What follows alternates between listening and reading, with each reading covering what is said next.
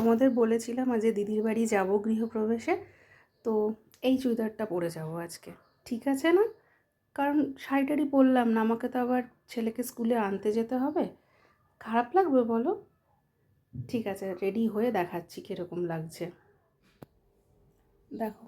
ঠিক আছে, ওই আর কি।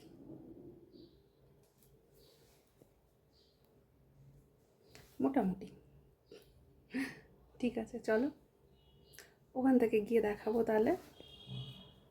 দেখো ওর ফ্ল্যাটটা কি সুন্দর সাজিয়েছে। হ্যাঁ আসছি, চল। এটা ওর বেডরুম, এখনো খাটফাট পাতা হয়নি, খুব সুন্দর সাজিয়েছে ও। বড় ফ্ল্যাট নিয়েছে এটা, অনেক জায়গাতে। দেখো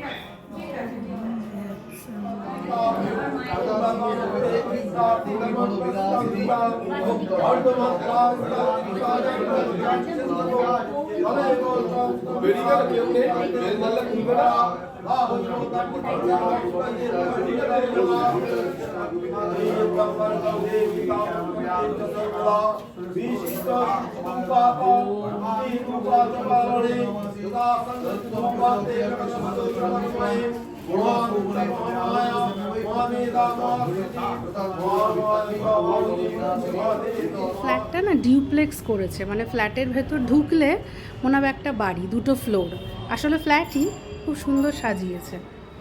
এই যে এটা একটা বসার এরিয়া টাইপের করেছে, লোকজন আসবে বলে এখানে এমনি চেয়ার টিয়ার পাতা, পরে এখানেও সোফা সেট টেট করবে নিচের ফ্লোরের মতো। দেখো কি সুন্দর করেছে না?